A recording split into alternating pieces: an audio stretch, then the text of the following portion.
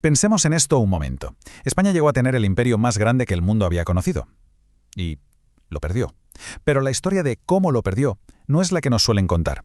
No fue una simple conquista, no se lo arrebataron por la fuerza bruta. No, no. La historia es mucho más sutil, mucho más compleja. Y de hecho, empieza muy lejos de España, con una pregunta muy concreta. Pues ahí está. Esa es la pregunta del millón. Mientras España estaba a lo suyo, construyendo su imperio, su gran rival, Londres se hacía esta pregunta. Ojo, que no es una pregunta filosófica, es pura estrategia. ¿Y la respuesta que encontraron? Bueno, digamos que cambió el mapa del mundo para siempre. Y para encontrar esa respuesta, lo que hicieron fue empezar con un experimento, una especie de laboratorio a escala continental, América del Norte. Su plan no tenía nada que ver con grandes batallas. Era un plan demográfico. Y sobre todo, económico. La clave, en el fondo, era sencilla. ¿Para qué enviar soldados, que son caros, si puedes enviar familias enteras? Colonos que no mirarían atrás, que se sentirían parte de esa nueva tierra. Ellos construirían un mundo nuevo, su propio mundo, y sin darse cuenta estarían trabajando para la metrópoli. Producirían, comerciarían, y todo ese flujo de negocio, adivinen por dónde iba a pasar. Pues sí, por los bancos y los puertos de Londres. Y aquí es donde viene el verdadero giro de guión. La genialidad de un político británico, William Pitt. Cuando las 13 colonias americanas se quisieron independizar, en Londres muchos se echaron las manos a la cabeza. Él no. Él entendió algo fundamental. Un imperio económico es mucho más rentable y sobre todo más duradero que un imperio político. No estás perdiendo una colonia, estás ganando un cliente para toda la vida. Y así fue. Tras la independencia, el negocio con Estados Unidos no solo no paró, sino que se disparó. Vamos, que el experimento les salió redondo. Habían creado un modelo nuevo, un modelo de imperio mucho más sutil y eficaz. Y una vez que la primera ficha del dominó había caído, los ojos de Londres inevitablemente se giraron hacia el sur, hacia ese gigante, el vasto, riquísimo y en apariencia impenetrable imperio español. Pero un momento. Antes de meternos en el plan para desmantelar ese imperio, tenemos que entender algo que es crucial. ¿Por qué el resultado final en el norte y en el sur fue tan diferente? Estamos hablando del mismo continente, más o menos de la misma época, pero el resultado fueron dos mundos completamente distintos. La diferencia de base está aquí. Es que son dos modelos que no tienen nada que ver. El modelo anglosajón lo que necesitaba era la tierra como recurso. La consecuencia, pues que la población nativa sobraba, así que o se la desplazaba o se la eliminaba. Llegaron con sus familias y crearon comunidades cerradas. El modelo español, en cambio, al principio llegó sin mujeres. Lo que necesitaba de forma vital era la mano de obra local. Así que la mezcla no solo fue inevitable, es que se convirtió de hecho en una política de Estado. Y ojo, que esto no es una opinión ni una interpretación. Son hechos, están en los documentos. En 1514, casi al principio de todo, la corona española legaliza el matrimonio entre españoles e indígenas. Legaliza. En 1550, el propio emperador Carlos I detiene en seco la conquista para organizar un debate sobre si era moralmente justo lo que se estaba haciendo, algo impensable en cualquier otro imperio de la historia. Y luego están las leyes de Indias, que durante siglos protegieron, al menos sobre el papel, territorios y culturas nativas. De hecho, esta cita de Hugh Thomas, un historiador británico de muchísimo prestigio, nada sospechoso de ser pro-español, lo clava.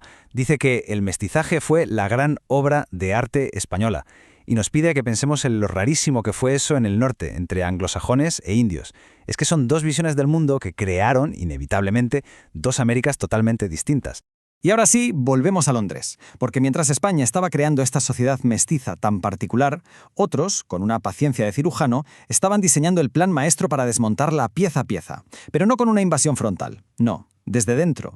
Vamos a imaginarnos la escena por un momento. Una sala de reuniones en Londres. Estamos en el año 1800. Hay unos cuantos hombres importantes, un mapa de América del Sur desplegado sobre la mesa y la misma pregunta de siempre, pero ahora con un objetivo claro. El Imperio Español. La respuesta no era la fuerza bruta. La respuesta era la inteligencia, la estrategia. Y este es el plan que salió de allí, el llamado Plan Maitland, diseñado por un general escocés, Thomas Maitland. 7 pasos. Una hoja de ruta de una lógica militar, la verdad, impecable. No se trataba de un ataque frontal, sino de una maniobra de pinza gigante para asfixiar al poder español desde su flanco más débil. Empezar por Buenos Aires, cruzar los Andes y desde el Pacífico atacar el corazón, el centro neurálgico del poder, Lima. El plan se clasificó como alto secreto y se guardó en un cajón, a la espera del momento y del hombre adecuado. Y 11 años después de escribirse ese plan, apareció ese hombre, un militar criollo, es decir, de sangre española pero nacido en América, que había luchado con el ejército español contra Napoleón. Su nombre, José de San Martín.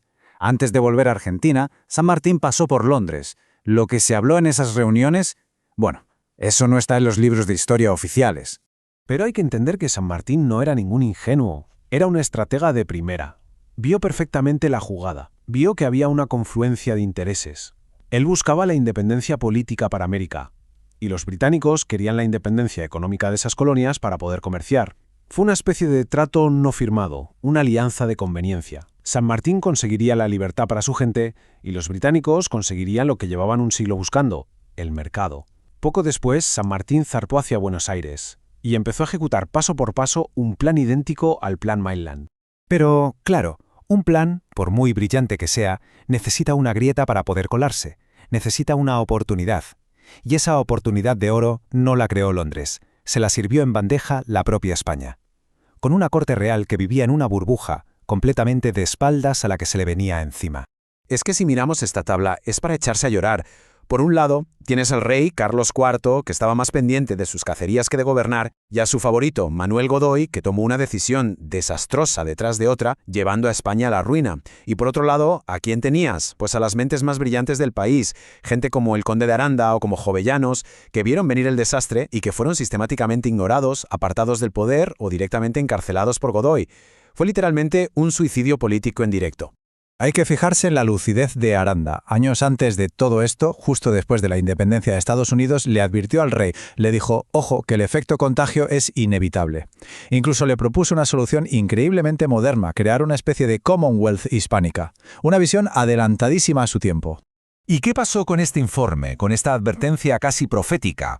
Pues lo que suele pasar cuando la gente en el poder no quiere escuchar. Nada. La respuesta de la Corte fue el silencio. La inacción. Las advertencias de los hombres más inteligentes de España acabaron en un cajón. Y en ese cajón, en el fondo, se enterró la última oportunidad de salvar el imperio. Cuando Napoleón invadió España, la metrópolis se vino abajo y las colonias americanas se quedaron solas. La oportunidad para el Plan Maitland estaba servida. Y aquí es donde la historia se pone realmente interesante. Porque podríamos cerrar el libro y decir, vale, esto pasó hace 200 años. Pero es que no. El patrón, esa lógica de control económico y estratégico, no terminó con las independencias, para nada, simplemente cambió de manos. Muy poquito después de las independencias, la joven nación de Estados Unidos proclamó la doctrina Monroe. El lema era brillante, América para los americanos. Pero claro, la pregunta del millón era, ¿para qué americanos? En la práctica, significaba América para los estadounidenses. El antiguo cliente de Londres acababa de heredar el modelo de negocio y se estaba preparando para ser el nuevo jefe del continente. Y es que el patrón, el modus operandi, se repitió con una precisión que asusta. Primero, colonos anglosajones que se asientan en un territorio, en este caso Texas, y acaban declarando la independencia. Después, una guerra, la de 1848, que el propio general Ulysses S. Grant calificó como una de las más injustas de la historia y que le costó a México más de la mitad de su país. Y finalmente, el golpe de gracia en 1898, arrebatándole a España sus últimas posesiones. El patrón de expansión y control era básicamente un calco. Y esto nos trae directamente a hoy. Porque esa lógica, aunque las herramientas sean distintas, sigue ahí, a la vista de quien quiera verla. Ahí tenemos el bloqueo a Cuba, justificado por ser un mercado cerrado. Las sanciones a Venezuela, un país con unos recursos estratégicos brutales. Las tensiones por el control de rutas clave, como el Canal de Panamá. O la deuda externa, a menudo con organismos como el FMI, usada como una herramienta de presión para forzar la apertura de mercados. Los nombres cambian, la tecnología cambia, pero el objetivo final es el mismo. Al final, la conclusión es bastante clara, ¿no? Lo que William Pitt imaginó como una visión de futuro, lo que Maitland diseñó como una estrategia militar y lo que Estados Unidos heredó como su política exterior sigue funcionando. Cambian las banderas, cambian los discursos, pero la lógica de fondo, el gran objetivo de asegurar mercados abiertos y el control de recursos clave, esa permanece intacta. Hace 200 años, en España hubo visionarios que gritaron para advertir de este patrón, pero nadie quiso escucharlos. Hoy, ese patrón ya no está oculto en archivos secretos, a menudo está en las noticias. La historia no se cuenta para juzgar lo que pasó, sino para entender lo que está pasando. Y por eso, la única pregunta que de verdad importa es esta. Ahora que conocemos el patrón, ahora que lo vemos tan claro, ¿qué hacemos con ello?